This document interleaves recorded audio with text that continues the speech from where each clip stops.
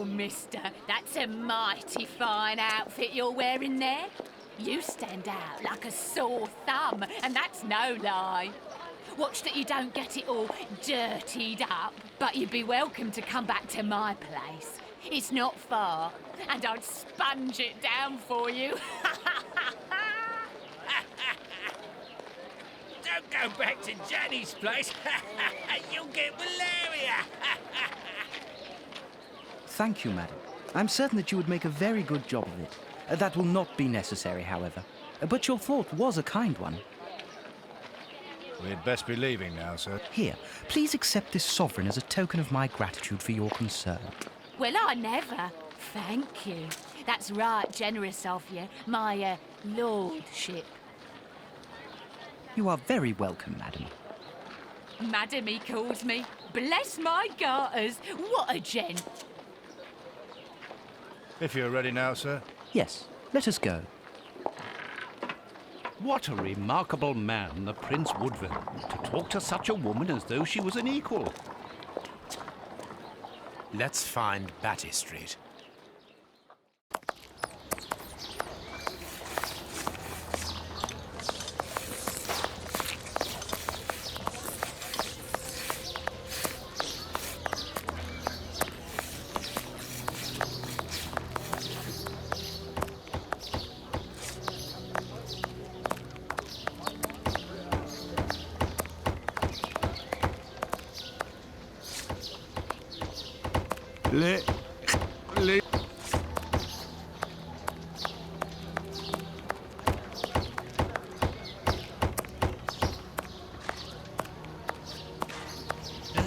We aren't investigating.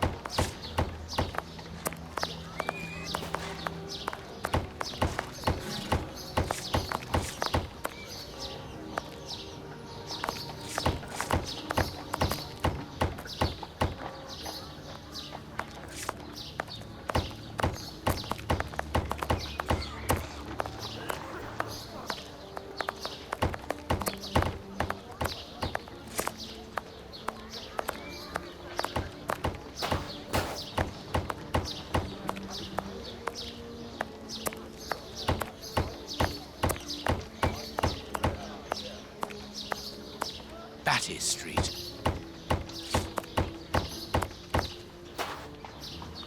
Closed.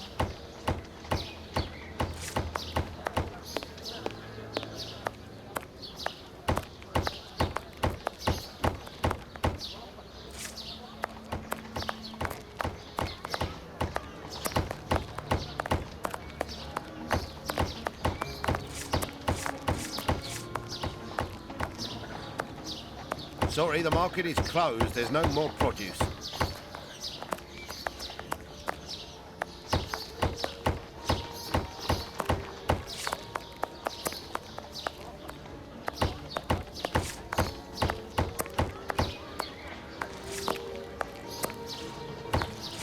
What do you think, Holmes?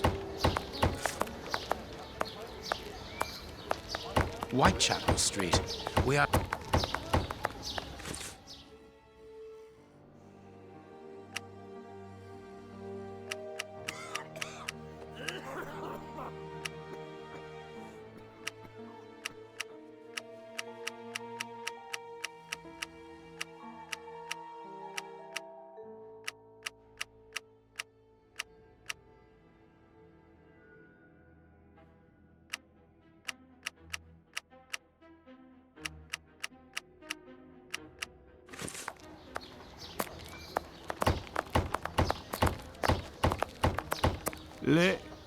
Leave me alone.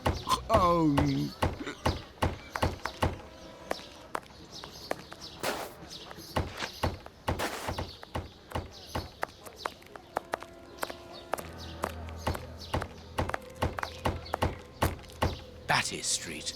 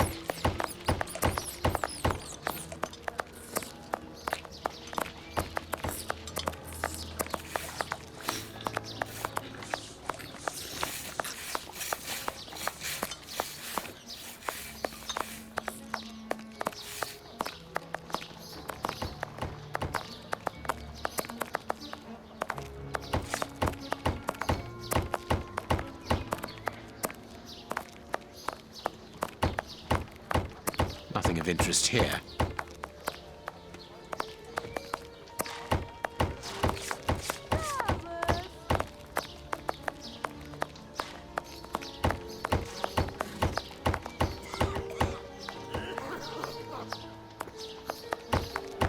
Batty Street.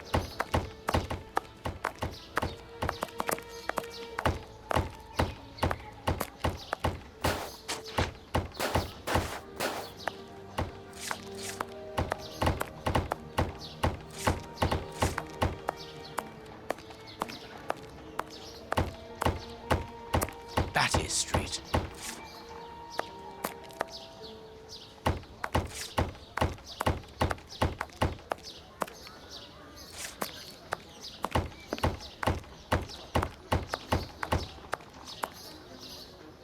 Closed.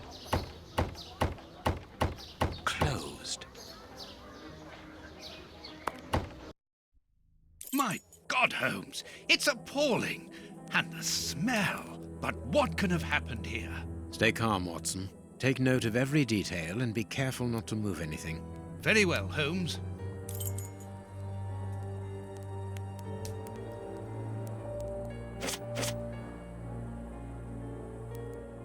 A torn piece of a letter.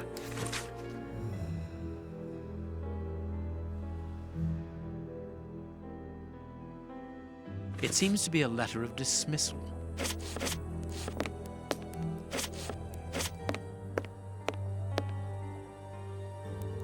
A military badge of the 58th Infantry Regiment of Her Majesty and a letter stipulating Kurtz's exclusion from the unit.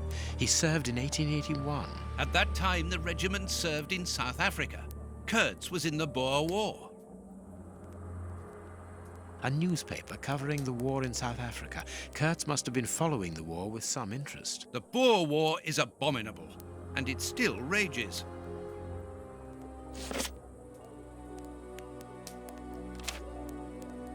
Grapes! What are they doing there? This is yesterday's newspaper. Someone wrapped some meat up in this newspaper. The blood is still fresh.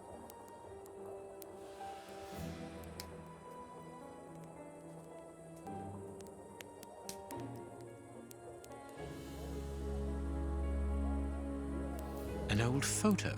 It's written to our comrade Jeremy Kurtz from Commando J. Milan, Bloemfontein, 1883. Kurtz served as a Boer commando. He fought against his country. Apparently our friend Kurtz served in both camps in South Africa and was never a colonel, but that doesn't surprise me.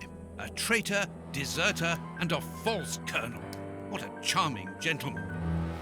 The dog's bowl is empty. Someone brought food for the dogs, probably just before the fight broke out. And just after they had been fed, they attacked a man to eat him. Incredible. Let us look at our deduction board, Watson.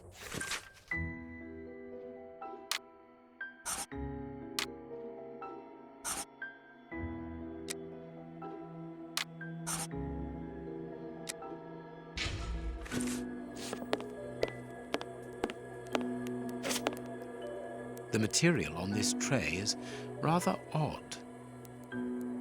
A small burner. Small burnt balls. A pipe with a strange smell. There can be no doubt. Opium. I doubt if this man could have made...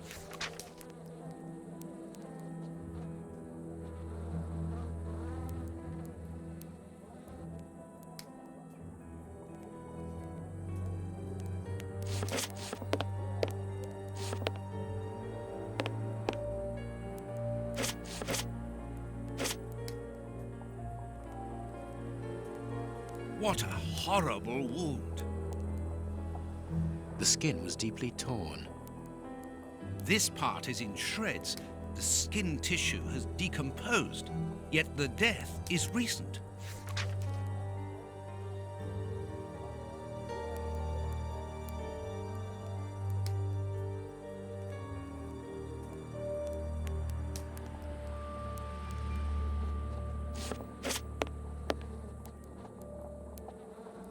What a horrible wound. This part is in shreds. The skin was deep.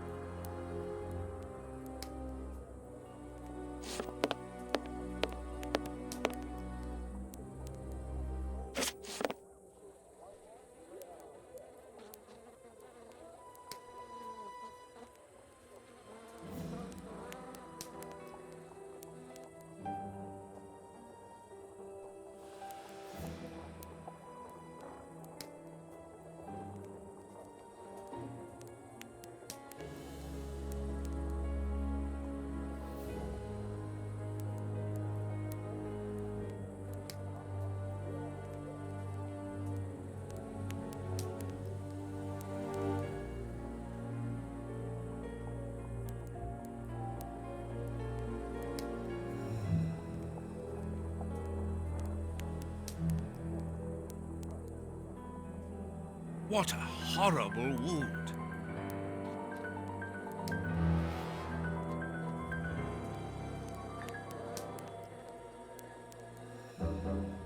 Size 9. Hobnail boots like those worn by laborers.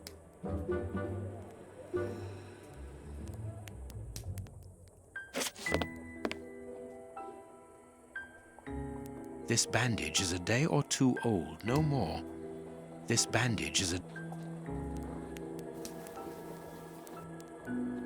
Please take note, Watson. The same finger that we found at the Bishop of Knightsbridge's house. Holmes! It is a dog bite. I can see the tooth marks. What terrible wounds. The dogs must have been rabid.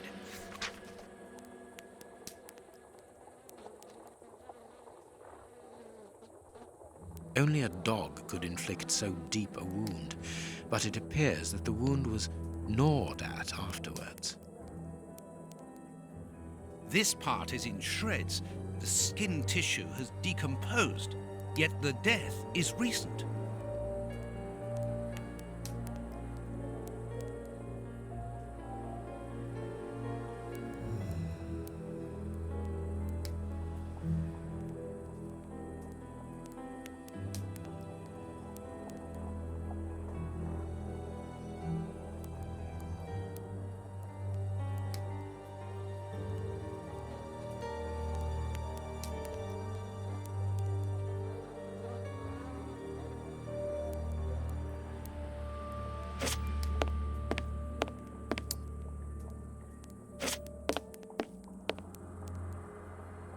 Let us look at our deduction board, Watson.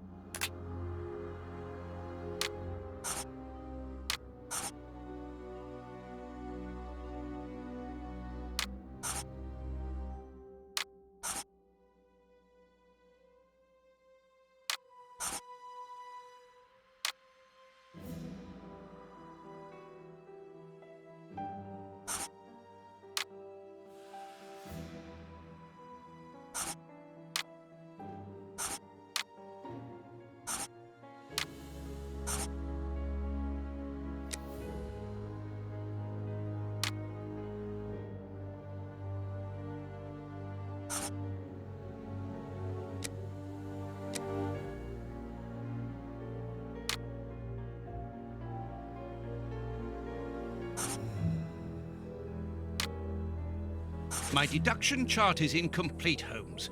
We are missing an important detail. Let's return to the clinic and ask if our friend might lend us his morgue for 2 hours. What are you going to do? I'm torn between a nap and a picnic. Oh, I've had enough, Holmes. The next step of our investigation, Watson, leads us inevitably to a post-mortem.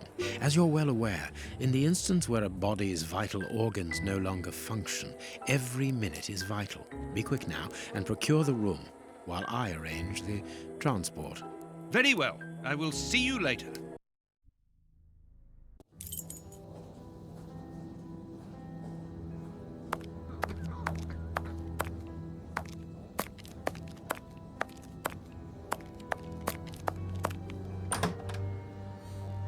Ah, Grant, you are still here. I need to ask a favor from you. What sort of favour, my dear friend? Might I use your morgue for a couple of hours? It concerns an affair of the greatest Use the morgue? Whatever for? Letting you poke your nose in everywhere is one thing, but closing my eyes to I don't know what unsavory practices. No, it's nothing like that. No, it isn't possible, sorry. Grant, listen to me. Don't insist. Where do you think you are? Perhaps because you come from the rich area, you think you are entitled to do whatever you like. But here in Whitechapel, it's the real world, you understand? The real world, where we have to take risks. Do you even know what that means? And this shabby health centre where I've been stagnating for years, it's a public establishment under my authority, for whatever that's worth. I'm responsible for it. Responsible, do you understand? Of course I understand, Grant. Good. I understand, first and foremost, that you are a coward. What? A coward, I said, sitting on your backside behind a desk for years, complaining about your fate without even trying to change a single thing about it. I won't allow you. And you dare to talk to me about risks? I, who was wounded in Afghanistan while in Her Majesty's service, and who, for a great many years, has taken part in some of the most dangerous criminal investigations the country has ever known. But as for being responsible, as you call it, it begins with doing your job properly, particularly when one is a doctor and caring for the poorest people within our society. The real life? Ha ha! Don't make me laugh. I am a doctor too, Grant, don't forget. And I'm ashamed of my profession when I see the state of this centre. it's not my... So, your disgusting morgue, you are going to allow me to use it, dear friend, because I urgently need it for a vitally important affair that is way over your head, and whether it pleases you or not. Understood? If you want to be like that about it, do whatever you like. I wash my hands of the entire thing. That doesn't surprise me.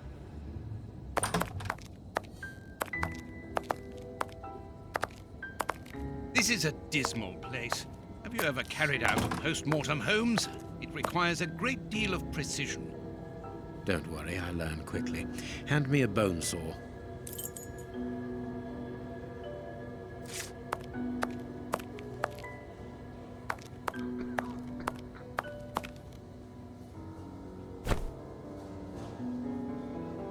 Go carefully, Holmes, even so.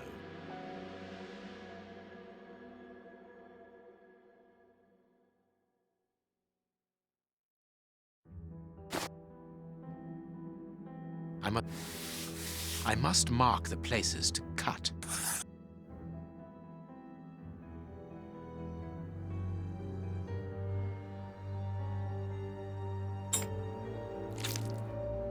My notches are ready.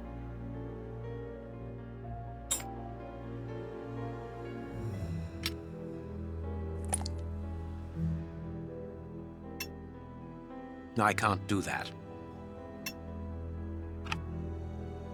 I can't do that.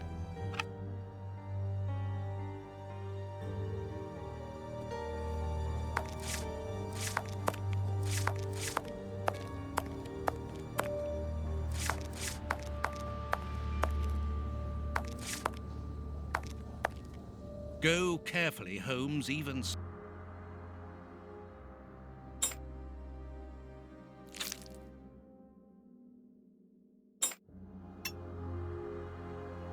I can't do that. This liquid found in the lungs should be able to tell us something.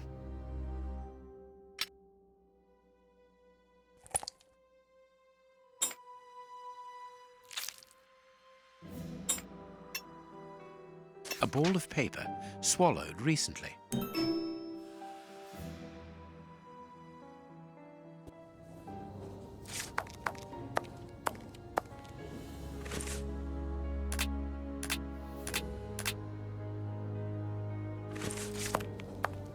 What should we do next, Holmes? I must analyze the contents of my pipette.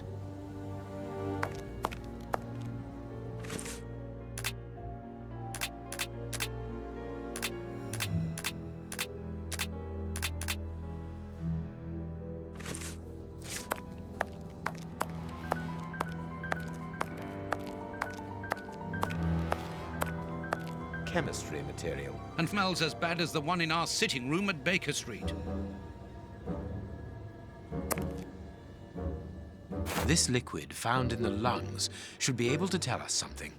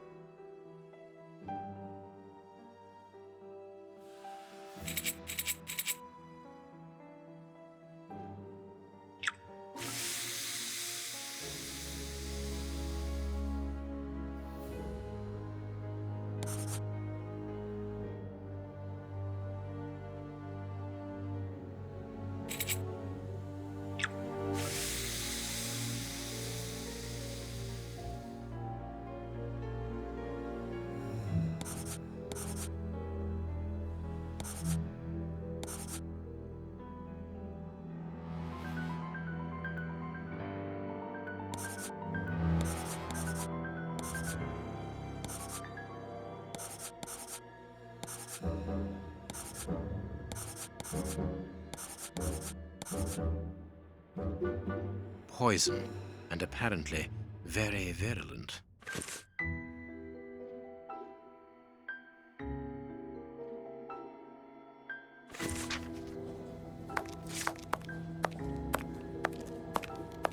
We must finish our deduction board, Holmes.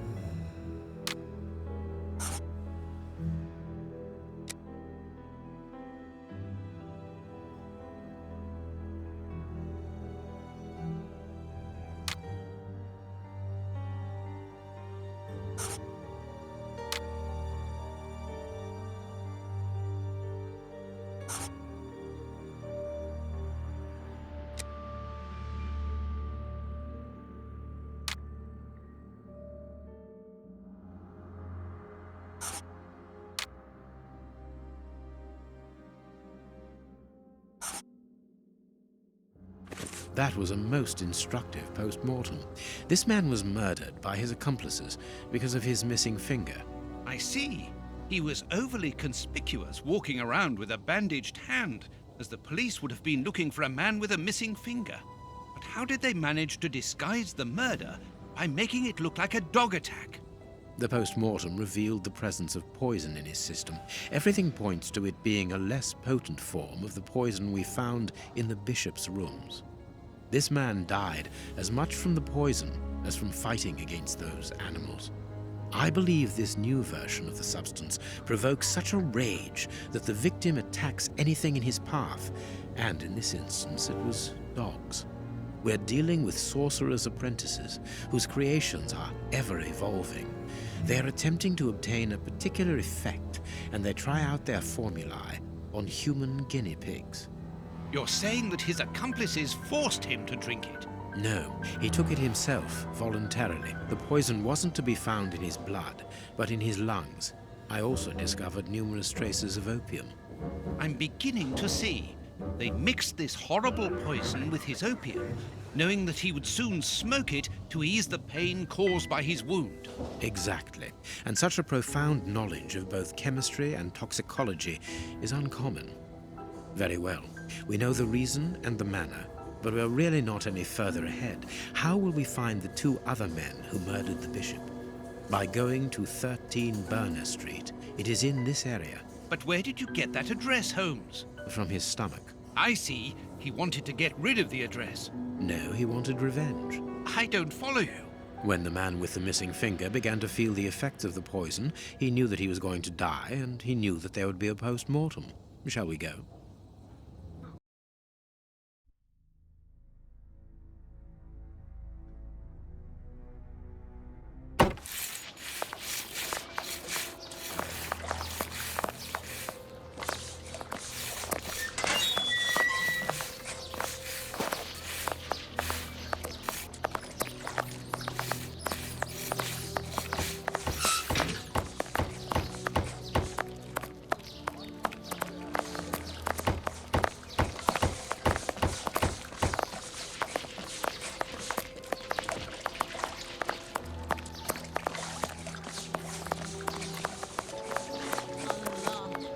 Nothing of interest here.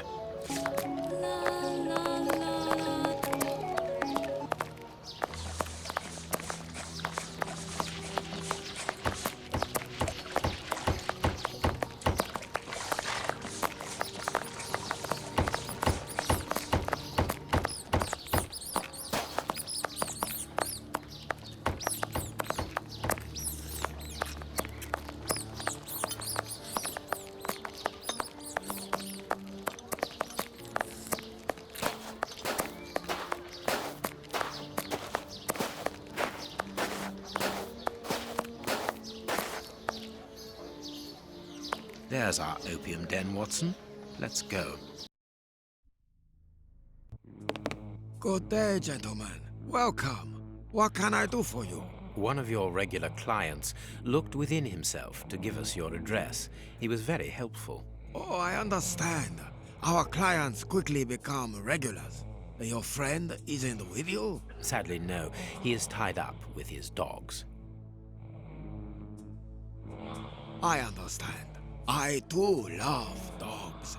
Come in and make yourselves at home.